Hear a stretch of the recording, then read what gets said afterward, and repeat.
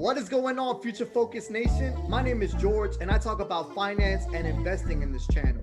Today, I want to talk to you about a company that one of the subscribers asked me to do an analysis on. The name of this company is GNUS Brands International, ticker symbol GNUS. Now, this company is bittersweet because while a lot of investors made a lot of money on this company, it did smash the gains of a lot of other investors as this company rose all the way to $11 and quickly plummeted all the way to under $2. Today, we're going to talk about what the company provides. We're going to talk about who their leadership is. I'm going to give my analysis on the good and the bad of the company, and we're going to look at some charts. Before we get into all of that, invest in me and press that like button. Invest in yourself and smash that subscribe button. With all that said, let's get into it. So who is GNUS Brands? GNUS Brands is a leading global media company developing, producing, marketing, and licensing branded children's entertainment properties and consumer products for worldwide media distribution and retail channels. This company is led by award-winning creators and producers. So they have people with this company that have worked with Cartoon Network, Nick Jr., and Disney. This company licenses a broad range of consumer products based on intellectual property, and their portfolio features content with a purpose, enrichment, as well as entertainment for toddlers to tweens. Emmy award-winning Andy Hayward has been doing this since the 70s. He's been creating content and doing it for children. He co-created Inspector Gadget, and that's one of his favorite characters that he's created. But he's produced over 5,000 episodes of award-winning children's programs, including Ghostbusters, Alvin and the Chipmunks, G.I. Joe, Sailor Moon, a lot of different content for children. The chief financial officer is Robert Denton. He has worked in companies like Atlas. He served 5 years as the CFO of DIC Entertainment Corp. He was the chief operating officer of Artisan Home Entertainment. He's a graduate of California State University with a degree in business administration. He's a certified public accountant in the state of California, as well as a member of the American Institute of Certified Public Accountants. So these are the three pillars of value creation. They grow portfolio brands, they distribute those brands through their platform that they own, and they also create merchandise and distribute that. This is their major platform, Cartoon Channel. You can find Cartoon Channel in places like Apple TV, YouTube. You can actually go to cartoonchannel.com and you could get on there. You could get them on devices such as your cell phone, your tablet, your laptop. This is the content that they produce. They have a TV show called Llama Llama that's going on season 2.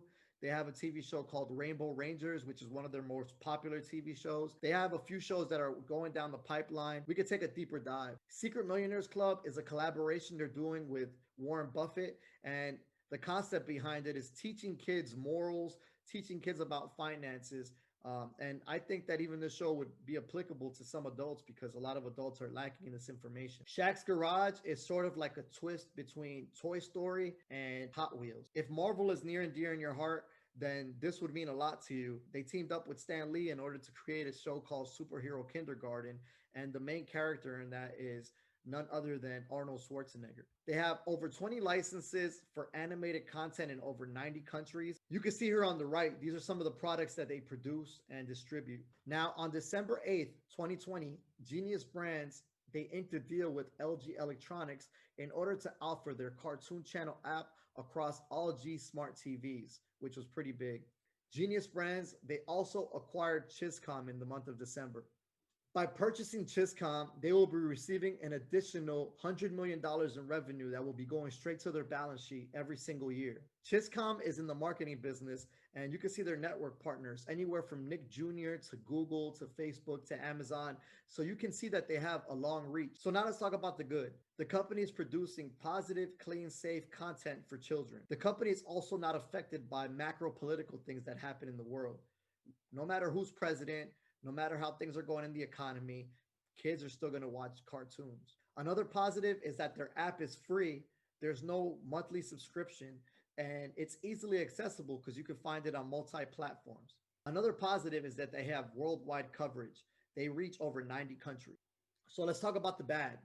First of all, this company does not have a subscription model. They do not make money from people like Netflix does or like Disney Plus does. This company makes money from advertisement, and as of right now is not profitable from that. As I took a look at their team, I didn't see a wide range of demographics in their leadership, which makes it hard to believe that they can reach a wide range of demographics for children.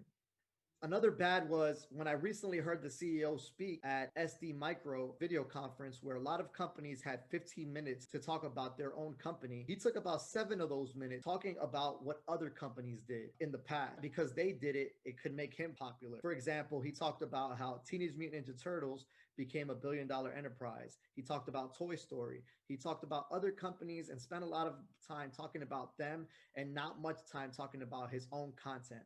Because of that, and because he's been doing this so long, I think that he's kind of still stuck in the past a little bit. You can see that the people that he's bringing along, like Shaquille O'Neal and Arnold Schwarzenegger, these were people that were huge back in the 90s. But nowadays, how much of a connection are these characters going to have with the children today? I guess we'll have to wait and see. Now, if you take a look at the 3-month chart, you can see that resistance and support can be found around the $1.45 line. As you can see here, they reached almost the $2 mark back in December 15th. Around this time, they announced that they were bringing Sonic the Hedgehog to their platform. Now, this is the 1-year outlook, looking at the weekly candles. As you can see, the company was on a slight decline. They hit a low of about 22 cents. And then in the summer, they announced that there would be some big news coming. Now, on June 1st, when the news came out, the news was that they had acquired all of Stan Lee's intellectual property. So, of course, people hear that and they quickly jumped on the stock. The stock rose all the way to $11. Unfortunately, it wasn't what investors thought. They automatically assumed that he was acquiring characters like Spider-Man and Wolverine.